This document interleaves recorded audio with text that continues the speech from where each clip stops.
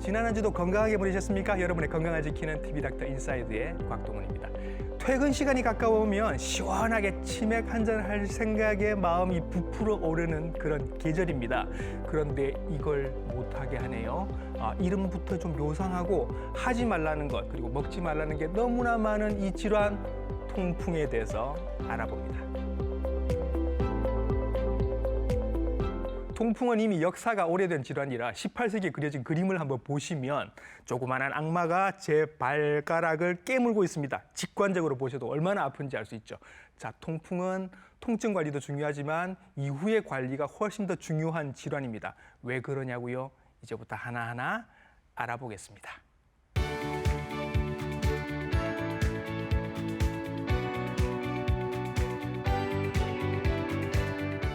스튜디오에 모셨습니다. 류마티스 내과 전문의 박은경 선생님이십니다. 선생님 안녕하십니까? 네, 반갑습니다. 부산의료원 류마티스 내과 전문의 박은경입니다. 네, 류마티스 내과 전문의시고요. 오늘 선생님을 모시고 통풍에 대한 여러 가지 상식들 그리고 새로 바뀐 개념들에 대해서도 한번 여쭤보도록 하겠습니다.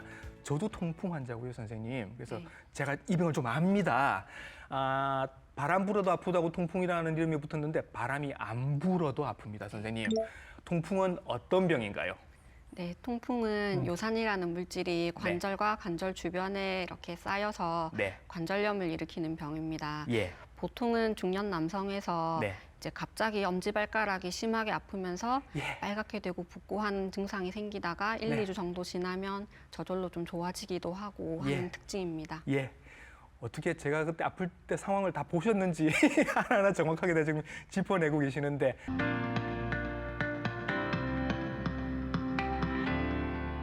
남자들이 많이 걸린다, 네. 중년이 많이 걸린다, 네. 뭐 이런 말씀, 퓨린, 요산 이런 얘기 하셨는데 그러면 어떤 사람은 걸리고 어떤 사람은 안 걸리는 차이가 분명히 있을 겁니다. 네. 왜 누구는 이게 생기나요? 통풍의 원인은 요산입니다. 네. 요산은 퓨린이라는 물질이 분해되어 생기는 물질인데 네. 혈액에 녹아 있다가 3분의 2 정도는 신장을 통하여 소변으로 배설이 되고 네. 3분의 1 정도는 장으로 배설이 됩니다. 예. 요산이 과하게 생성되거나 배설에 문제가 생기면 이제 몸속의 요산 농도가 높아지고 네. 요산 결정이 생깁니다. 예. 그래서 관절과 관절 주변에 이런 결정이 침착이 되는데 네. 이런 면역 반응으로 인해서 염증이 발생하고 네. 이제 심한 통증을 동반하는 급성 또는 이제 만성 관절염의 양상을 보입니다. 예. 이제 퓨린이 많이 든 음식을 섭취한다든지 과음과 같은 생활 습관, 그다음에 신장 기능이 저하된 경우에 그 발병 위험이 더 높아집니다. 처음 들어보시는 것 같은 그런 이름들이 좀 많이 나오는데 네. 요산, 퓨린 이런 건 우리 몸 속에 정상적으로 있는 것들인가요?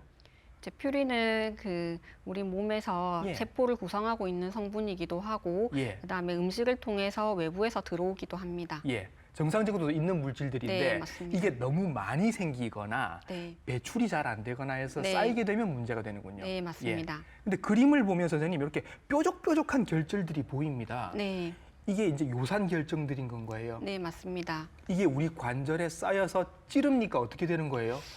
찌르지는 않고요. 예. 이제 이런 요산 결정으로 인해서 면역 반응이 생긴다고 아까 말씀을 드렸는데, 예. 이제 백혈구가 이제 이 결정을 네. 이렇게 잡아 먹게 되고, 네. 원래는 이제 이런 결정 외부 물질을 잘 분해를 해야 되는데 사실 예. 이 결정은 분해가 되지 않습니다. 그래서 네. 백혈구가 죽고 어. 또 다른 백혈구가 와서 또 먹고 이러면서 음. 염증 반응이 굉장히 폭발적으로 발생합니다. 뭔가 유리 조각처럼 생긴 게 이게 네. 이제 우리 몸 관절에 박혀서 네. 이 주변으로 계속 염증이 생겼다 놨다 생겼다 네. 놨다 하니까 우리 몸이 점점 나빠지는. 네, 맞습니다. 그렇죠. 이게 이제 관절에만 생기면 어쩌면 다행일 수도 있는데 우리 몸 다른 곳 어디에도 사실은 생길 수 있는 건 거죠.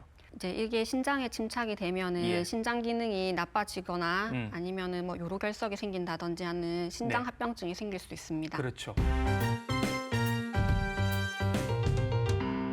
통풍을 알아보신 분들은 이제 아실 텐데 이게 단계별로 1, 2, 3, 4단계가 있다고 하고 요 단계를 점점 거쳐간다고 합니다. 단계별로 선생님 한번 알아볼까요? 네.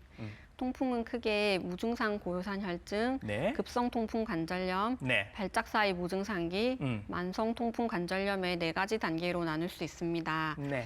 우선 무증상 고요산 혈증은 통풍의 증상이 없으면서 혈중 요산 농도가 7보다 높은 상태입니다. 예.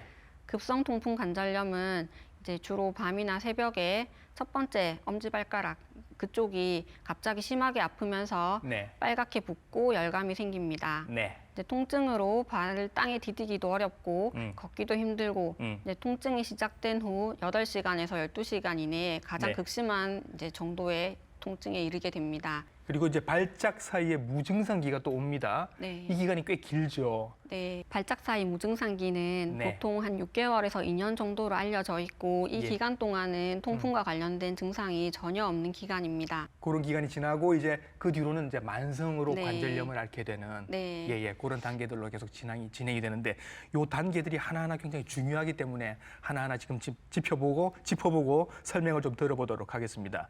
무증상 고요산 혈증이라고 말씀하셨습니다. 네. 증상은 없고 혈중에 피 검사를 해보면 요산 수치만 높습니다. 네, 네. 나는 지금 발가락이 안 아픈데 검사만 하면 자꾸 요산 수치가 높다고 나오네. 이거 치료 받아야 되나? 지금 약 먹어야 되나? 이렇게 고민하실 것 같아요. 네. 보통 이제 요산 수치가 9 이상이 넘는 분들한테서 네. 평생 통풍이 발생할 확률이 한 5% 정도라고 알려져 있습니다. 네. 그래서 지나치게 걱정을 하실 필요는 없지만 예. 이제 통풍 발생의 확률을 낮추기 위해서는 네. 식이 조절이라든지 예. 이제 술을 줄이시는 등의 생활 습관 관리는 필요하고 네. 이제 혹시 신장 기능이 저하된 분이라면 요산 수치가 이제 높고 네. 그러니까 높은 상태가 있을 수 있기 때문에 그런 분들에게서는 이제 신장내과에서 필요하시면 요산 수치를 낮추는 치료를 하시기도 합니다. 그럼 일단 한번 상담을 받아보시고 네. 억지로라도 요산 수치를 낮춰야 될 상황인지 아닌지를 한번 체크를 해보시는 게 좋겠네요. 네, 맞습니다. 그런데 요산 수치가 지금 높다고 해도 이분들이 다 통풍으로 가는 게 아니잖아요. 네. 어느 정도나 통풍으로 가실까요? 퍼센테이지로 따져보면. 한 요산 수치가 9 이상인 분들한테서는 한 네. 5% 정도라고 5% 정도. 알려져 있습니다. 그냥 요산 수치가 높다고 해도 95%는 그냥 평생 아무 문제 없이 지나갈 수도 있는데 네. 근데 언제 생길지는 모르는 네, 거잖아요. 맞습니다. 그죠? 예. 네. 요게 좀 불안할 수 있습니다. 그래서 무증상으로 증상 없이 요산 수치만 높은 요 시기가 계속되다가 어느 순간 이제 덜컥하고 진짜 아픈 시기가 옵니다. 네. 여름에 땀을 많이 흘리거나 뭐 이렇게 치맥하거나 하면 이렇게 확 오나 봐요, 선생님. 갑자기. 이제 땀을 많이 흘리게 되면 네. 탈수가 일어날 수 있고 예. 이제 맥주 같은 알코올을 섭취하게 되면 네. 아무래도 그 통풍 발생이 조금 더 위험성이 높아질 수 있습니다. 그렇죠. 병원에 오셔도 그렇고 안 오셔도 그렇고 사실은 한 2, 3일 지나면 좋아진다고 하더라고요. 원래 그런 거예요? 네, 통풍의 그 병의 특징상 예.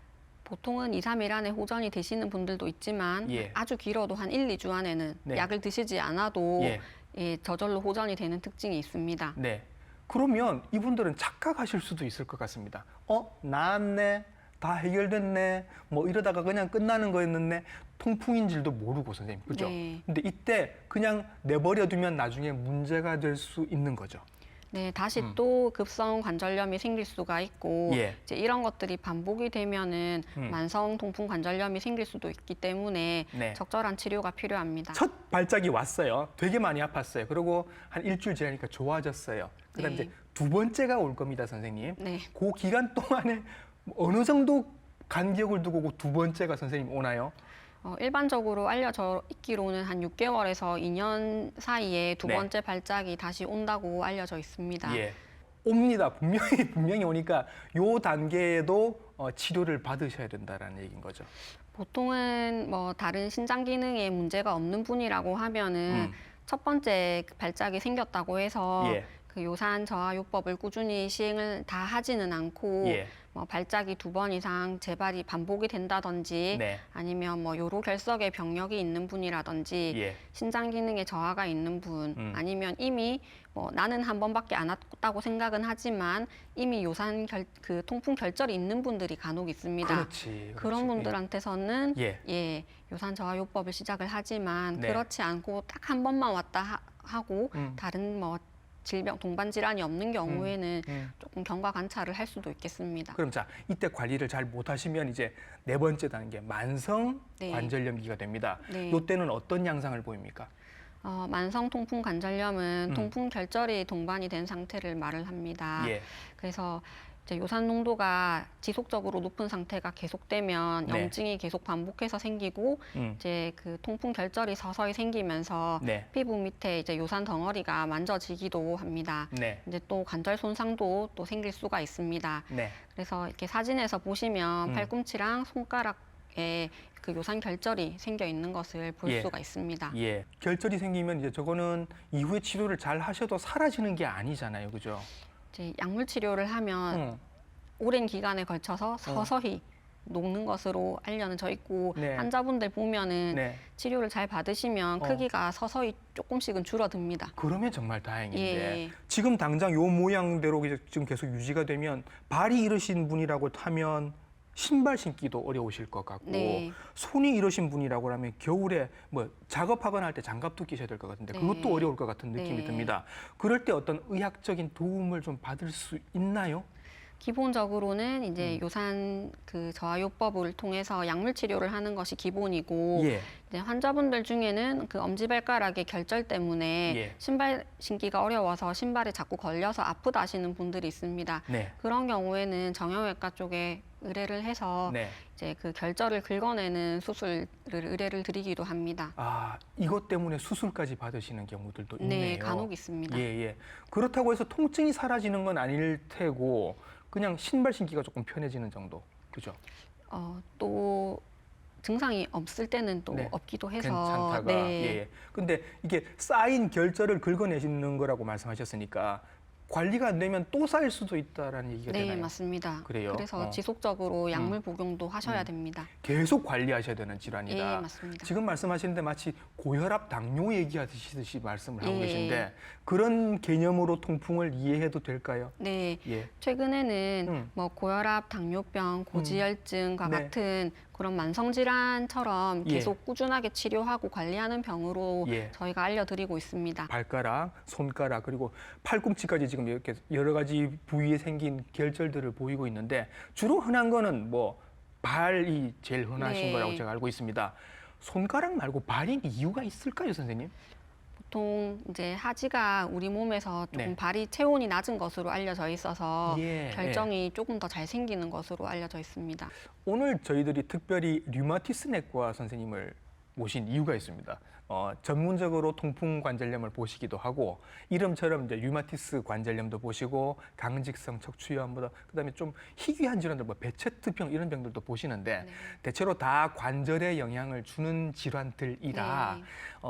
통풍으로 인한 관절염이랑 아니면 류마티스랑 다른 무슨 골관절염으로 인한 관절염들이 양상이 조금 차이가 있나요? 네, 류마티스 관절염이나 골관절염 같은 만성 관절염은 네. 증상이 지속적인 경우가 많고 지속적인데 네. 통풍은 갑자기 네, 통풍은 급성 관절염의 형태로 생겼다가 예. 또 중간에는 증상이 없는 기간이 있습니다. 예.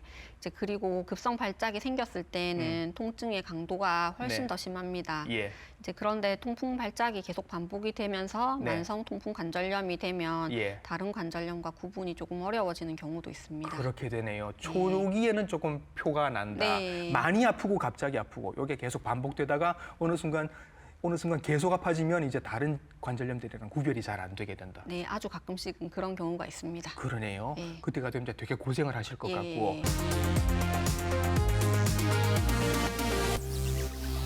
어떤 분들이 통풍이 잘 생길까? 저처럼 생긴 사람들입니까, 선생님? 아닙니다.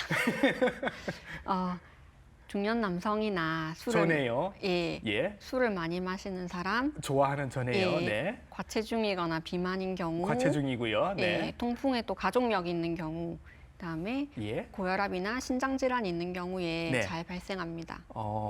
중년 남성 술 좋아하시고 과체중 비만, 통풍에 가족력이 있으신 분들, 고혈압 있으신 분들, 그리고 신장 질환이 있는 경우에도 이건 왜 그럴까요, 선생님? 이제 앞서 말씀드렸듯이 예. 요산이 신장을 통해서 한 예. 3분의 2 정도가 배설이 되는데 네, 이제 신장 기능이 저하가 되면 예. 요산이 배설이 잘 되지 않기 때문에 쌓이는군요. 네, 쌓이게 예. 됩니다. 그러면 기존에 약간 콩팥 기능에 문제가 있으신 분들은 통풍이 더 잘 생길 수 있다. 네, 맞습니다. 이렇게 이해를 하고 조금 조심을 하시는 게 좋습니다. 네. 남성이라고 하셨고 중년이라고 하셨고 뭐 이런 얘기 쭉 하셨는데 지금 방송을 들으시는 분들 중에 여성분들은 아직도 통풍이 뭔지 잘 모르시는 분들이 많은데 그런 이유가 있죠, 선생님. 여성분들은 잘 모르시더라고요. 아, 네. 이제 여성 호르몬이 요산 배설을 촉진해서 여성의 요산 농도는 남성에 비해서 한 1에서 1.5 정도 낮은 것으로 알려져 있습니다. 네. 그래서 여성에서는 그 폐경전 여성에서는 네. 통풍이 거의 발생하지 않습니다. 네. 폐경 전 여성에서는 잘 생기지 않는다고 하셨는데 그러면 폐경 후의 여성은 어떻습니까?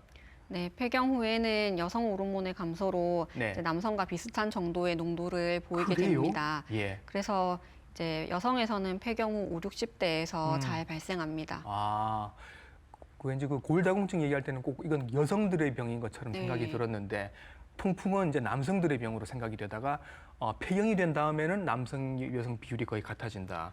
아, 그렇진 않습니다. 그 정도는 아니고 네, 그 정도는 높아지긴 높아지고. 예. 예. 그러면 지금 방송 들으시는 여성분들 중에 또 폐경되신 이후의 분들은 나도 언제든지 통풍이 생길 수 있다라는 생각을 조금 하시는 게 좋겠네요. 혹시 뭐 엄지발가락이 많이 아프시거나 붓거나 하는 경우에는 네. 통풍을 한번 생각해 보시는 게 좋겠고 네. 아무래도 또 그 어머니들 연세에서는 네. 술을 많이 드시거나 뭐 고기 이런 거를 좋아하시는 분들이 잘 없어서 네. 네, 실제로 환자분들을 보면 그렇게 흔한 것 같지는 않습니다. 네. 네. 그래도 이제 확률이 높아지고 수 예, 있다. 폐경 예. 전보다 높아집니다. 알겠습니다. 네. 제가 아플 때는 제가 의사기도 하니까 이렇게 딱 그냥 알았습니다. 아, 네. 이거 통풍이구나. 하물며 선생님은 얘기만 들으셔도 아실 것 같긴 합니다. 네. 그런데도 이제 뭐 필요한 검사들이 다른 병들하고 구분을 해야 되니까. 네. 예. 어떤 검사들 하세요? 예, 통풍을 이제 진단하는 가장 정확한 방법은 네. 관절액을 뽑아서 현미경으로 요산 결정을 확인을 하는 것입니다. 아니 선생님, 안 그래도 지금 아픈데 여기서 이렇게 주사로 이렇게 액을 뽑아내는 거예요. 네, 되게 아플 것 같은데? 네, 통증이 심합니다. 예. 네.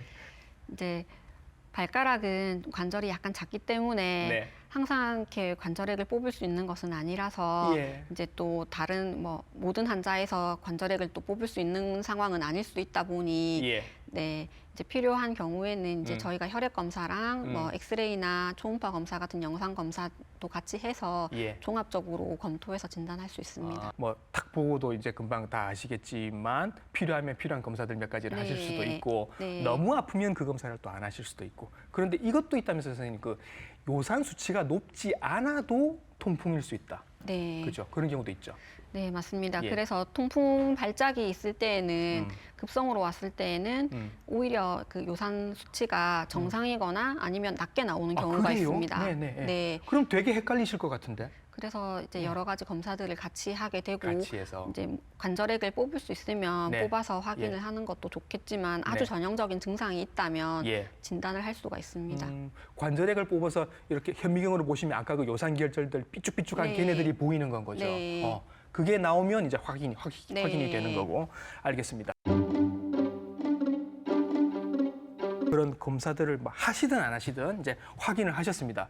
저를 보신 거예요. 제가 네. 이제 통풍 환자입니다. 네. 자, 치료를 이제 어떻게 하시는지가 궁금합니다. 약을 쓰시는 거, 초기에는 약을 쓰시는 건 거죠. 네. 네.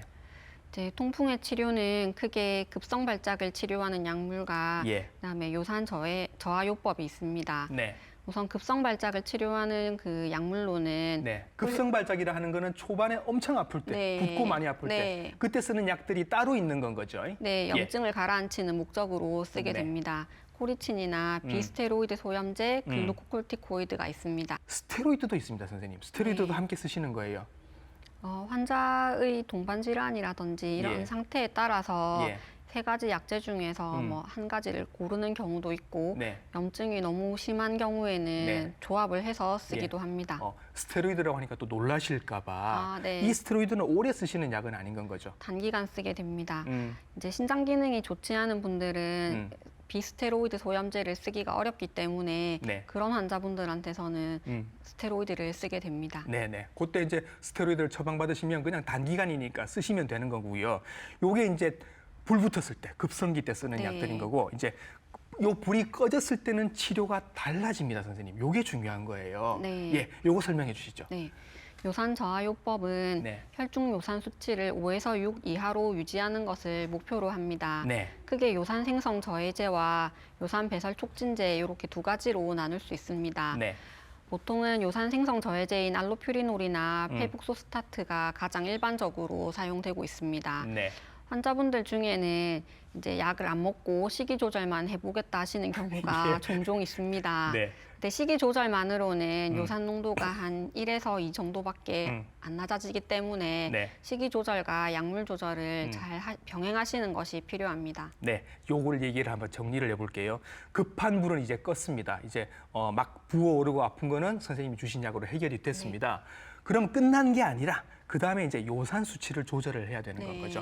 계속 앞으로 조절을 해야 됩니다. 그래서 요산 생성 억제하는 약들, 알로퓨리땡 뭐 이런 게 있고 페북 뭐땡 하는 약이 있는데 저도 둘 중에 하나를 지금 계속 먹고 있습니다. 근데 이게 아무런 증상이 없어도 이 약을 계속 먹으면서 조절을 해야 되는 거죠, 선생님. 네, 맞습니다. 이제 보통은 요산 수치를 낮추는 약을 드시면 요산 수치가 낮아지고 예. 이제 환자분들은 증상이 없으니까 예. 이제 약을 그만 먹고 싶어 하시는데 그렇죠. 예. 그만 드시게 되면 네. 요산 수치가 다시 증가하게 되고 예. 또다시 급성 발작이 생길 수 있습니다. 예. 이제 그런 일들이 계속 반복이 되다 보면 만성 관절염으로 넘어갈 수 있기 때문에 예. 계속 지속적인 약물 치료를 하셔야 됩니다.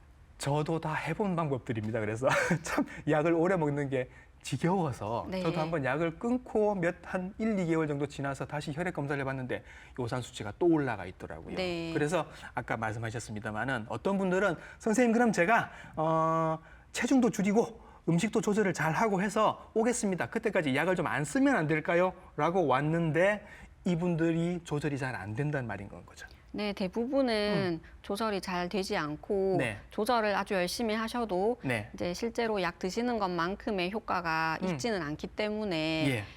다시 이제 또 결국은 드시게 됩니다. 약을 다시 드시게 되는 예. 경우가 많다. 지금 하시는 말씀을 보면 이게 뭐랑 닮았느냐면 고지혈증 때. 네, 맞습니다. 그죠? 이게 제가 한번 뭐 고기 이제 끊고 야채만 먹고 한번 해볼게요 했는데 수치가 잘 안 떨어지고 네. 결국은 약을 다시 드시게 되는 경우가 되게 많은데 이게 이유가 그 고지혈증이 그러면 먹어서 생기는 것보다는 몸에서 만드는 게 훨씬 많기 때문에 그렇다고 하지 않습니까? 네.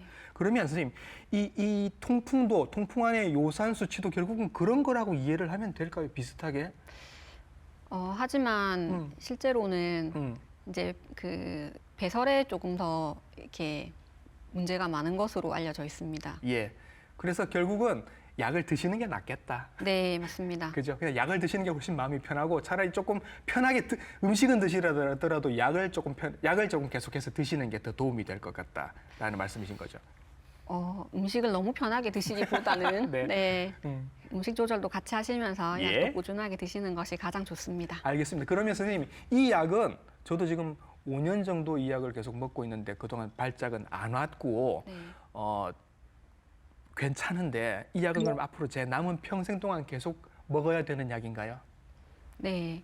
중간에 말씀드렸다시피 네. 이제 약을 중단하게 되면 다시 요산 수치가 높아지게 되고 예. 네. 이제 그러면 다시 재발할 확률이 높아집니다. 네. 이제 그래서 네. 꾸준하게 드시는 것이 좋습니다. 그냥 뭐 지금 드시는 뭐 그냥 영양제 하나를 더 드시는 것처럼 매일 아침에 하나씩 쭉 꾸준히 드시는 게 나중을 위해서 나을 것 같다. 네. 그렇게 말씀을 하시는 것 같습니다. 아플 때 급한 불을 끄는 치료도 되게 중요합니다만은 안 아플 때도 계속 조절을 해야 된다. 이게 되게 중요하다고 말씀을 하셨습니다. 네. 다시 재발하는 걸 막는 효과도 있지만 네. 합병증을 막는 네. 효과가 있다라고 말씀을 하시는데 이게 네. 무슨 얘기인지를 한번 알아보겠습니다. 요산 수치가 높아졌습니다. 그런데 이게 합병증을 일으킨다고 합니다. 무슨 합병증이 생겨요? 네, 만성 통풍 관절염으로 이제 진행을 하게 되면 예. 통풍 결절이 생겨서 이제 외관상 보기에 좋지도 않고 네. 관절 손상도 생길 수가 있습니다. 네. 또 요산 수치가 지나치게 높은 상태가 지속되면 네. 신장 기능도 손상이 될 수가 있습니다. 신장 기능, 콩팥 기능이 망가진다고요. 예. 네. 이제 환자분들 중에서는 통풍약을 먹으면 네. 신장에 해로울까봐 네. 이제 좀 걱정하시는 경우가 종종 있는데 네. 오히려 요산이 높은 상태가 이제 예. 지속이 되는 것이 더 신장에 안 좋습니다. 예. 그래서 적절한 약물 치료가 필요한 경우가 있습니다. 예. 또 요산으로 인해서 요로 결석이 생기는 경우도 있습니다. 예. 예, 그래서 이런 합병증이 생기지 않도록 음. 약물 치료를 지속적으로 하셔야겠습니다. 선생님 최근에 선생님께서 환자 이제 보시니까 젊은 통풍 환자들이 아까 그 중년의 남성들이 많긴 한데 네. 요즘은 젊은 환자들도 많아지고 있다는 얘기가 들립니다. 네. 이유가 있을까요? 젊은 분들 중에서 음. 뭐 그 과음을 하시는 분들도 일부 그렇죠. 있겠지만, 네. 네, 또 그 근육을 키우기 위해서 또 네. 단백질을 많이 드신다든지 하는 경우는 예. 예. 이제 요산 농도가 올라가서 네. 좀 통풍이 이렇게 생길 수가 있기 때문에 그렇죠. 주의하시는 것이 좋겠습니다. 자, 젊은 분들도 통풍 조심하셔야 될 것 같고요. 음식 얘기 그럼 한번 해보도록 하겠습니다. 너무 먹지 말라는 게 많아서요, 선생님. 네. 한번 선생님 쭉 읊어주실래요? 먹으면 안 되는 음식들? 네. 과량의 술이라든지 예. 고기의 내장류, 네. 그다음에 등푸른 생선, 네. 뭐 조개류, 갑각류, 인공과당이 든 음료수 이런 것들은 피하셔야 되겠습니다. 예. 또한 고지방과 고칼로리 음식 역시 피하셔야 합니다. 절로 들어가라라는 얘기처럼 들리긴 네. 합니다만 이게 뭐 내장, 등푸른 생선, 조개, 갑각 이런 건 조금 줄일 수 있을 것 같은데 의외로 우리가 피하기 힘든 게 이게 술, 그다음에 인공과당 이런 건 것 같습니다. 네. 어쩌면 젊은 환자들이 많아지는 이유도 이게 아닐까라는 네. 생각도 좀 드는데요. 네. 술은 선생님 모든 종류의 술이 다 통풍을 유발할 수 있나요? 네, 모든 종류의 술이 유발은 할 수 있고 특히 예. 맥주는 네. 퓨린이 많기 때문에 예, 이제 맥주가 가장 그 위험성이 높은 것으로 알려져 있지만 예. 이제 다른 종류의 술도 이제 알코올 자체가 음. 요산의 배설을 좀 이렇게 감소시키기 때문에 음. 이제 다른 종류의 술도 조심하시는 것이 좋습니다. 선생님 환자 중에 다른 건 몰라도 제가 술은 그래도 일주일에 한 두세 번 마실 수 있게 해주세요. 그러면 그냥 뭐 주종을 좀 바꿔보세요. 이렇게도 대답을 해주십니까? 일단 통풍이 한번 생긴 환자분들한테서는 예. 그 다른 종류의 모든 종류의 술들이 음. 다 통풍의 발작을 또 생기게 할 수도 있기 때문에 예. 저는 주종을 바꾸라고는 하지 않고 예. 또 제 환자분들 중에는 뭐 소주나 막걸리 드시는 분들도 많아서 예. 그냥 다 어지간하면 다 드시지 말라고 합니다. 예. 근데 몰래 드시는 분들도 아마 계실 것 같은데 예. 그분들 그래도 약은 다들 챙겨 드시고 계시겠죠, 그죠? 네. 예, 그렇기도 하고 지금 또 하나 조심해야 될 게 인공과당 얘기가 나옵니다, 선생님. 네. 이게 사실 요즘 나오는 음료수 중에 이거 안 들어간 게 없습니다. 네. 이것도 위험할 수 있다는 얘기인 거죠. 네. 식품 첨가물로 들어가는 인공과당의 네. 경우에는 단만 내기 위해서 네. 넣는 거. 네. 이제 이런 것들도 요산 농도를 올릴 수 있기 때문에 네. 가급적이면 피하시고 그렇죠. 네, 그냥 물을 많이 드시는 것이 요산 그 통풍 발작을 줄이는 데 도움이 됩니다. 특히 요즘처럼 이렇게 젊으신 분들이 이제 그 좀 덥고 이러면 그 편의점이나 이런 데서 탄산수 같은 거 되게 많이 드시게 될 텐데 네. 뒤에 한번 첨가물 보시면 액상과당이 의외로 꽤 많이 들어 있습니다. 네. 단맛 나는 건 거의 다 들어 있다고 보셔야 되고 요게 알게 모르게 또 우리 몸에서 요산을 높이는 그런 역할을 한다. 네. 야, 이거 참 음식 조심해야 될 게 많습니다. 그러면 마음 놓고 먹어도 되는 음식도 있습니까, 선생님? 네, 야채나 저지방 유제품 등은 네. 이제 권장이 되고 있습니다. 예. 또 뭐 설탕이나 크림이 이렇게 들지 않은 아메리카노 이런 것도 괜찮습니다. 예, 그러면 설탕이나 프림 같은 게 들지 않은 아메리카노 커피 정도는 괜찮다라고 말씀하셨습니다. 네. 먹어도 되는 거 야채, 저지방 유제품, 블랙 커피 정도는 드셔도 된다. 네, 그렇게 하면은 환자분들이 너무 드실 게 없다고 하기 때문에 그러니까요, 네. 그냥 균형 잡힌 식단으로 네. 이렇게 골고루 드시라고 하고 예. 술만 가급적이면 드시지 않도록 말씀드리고 있습니다. 술 액상과당 정도 조심하시고 약 챙겨 드시고 그 네. 정도 하시면 그죠? 네. 저도 그것만 하는데 지금 거의 5년 동안 발작이 없었기 때문에 괜찮지 네. 않을까라고 선생님께 살짝 눈치를 한번. 네, 하지만 약간의 식이 조절도 같이 해주시면 더 좋을 것 같습니다. 이게 선생님 이제 모임이 많고 친구가 많은 분들은 이게 참 어려울 것 같습니다. 특히 네. 요즘 같은 계절에 자 뭐 저녁 때 맥주 한잔 하자 이렇게 부르는데 그 자리에 안 나가기도 그렇고 네. 나가면 또 맥주 마셔야 되고 그렇거든요. 네. 이런 안타까움과 불편함을 토로하는 환자분들이 좀 계실 것 같아요. 어때요, 선생님? 네, 맞습니다. 음. 사실은 안타까움보다는 본인들이 더 나가고 싶어서 약간 네. 그렇게 왜 저한테 핑계를 대시는 것 같기는 한데 예. 주변에서 친구분들도 많이 도와주셔야 할 것 같습니다. 네. 통풍을 예방하기 위해서는 네. 과체중이나 비만인 경우에는 네. 체중 감량을 통해서 적정한 체중을 유지하시는 것이 좋습니다. 네. 또 술이라든지 퓨린이 많이 든 음식은 좀 과도하게 섭취하는 것은 좀 줄이셔야 되겠고요. 네. 또 물을 충분히 마시는 것도 통풍 발작을 이렇게 줄이는데 조금 예방을 하는데 도움이 됩니다. 예, 체중 조절하시고 물도 평소에 좀 많이 드시는 게 좋겠다라고 마무리 말씀을 해주셨습니다. 통풍에 대해서 오늘 많은 얘기 나눴는데요. 통풍은 아픈 거 조절하는 것도 굉장히 중요하지만 이후로 계속 관리하는 게 더 중요하다라고 오늘 힘주어서 말씀을 해주셨습니다. 류마티스 내과 전문의 박은경 선생님이셨습니다. 선생님 수고 많으셨습니다. 감사합니다. 통풍 발작을 한 번이라도 경험하신 분들은 지금 약을 계속 이 순간에도 드시고 계셔야 한다는 거 잊지 마시기 바랍니다. TV닥터 인사이드 다음 주에도 좋은 정보로 인사드리겠습니다. 감사합니다.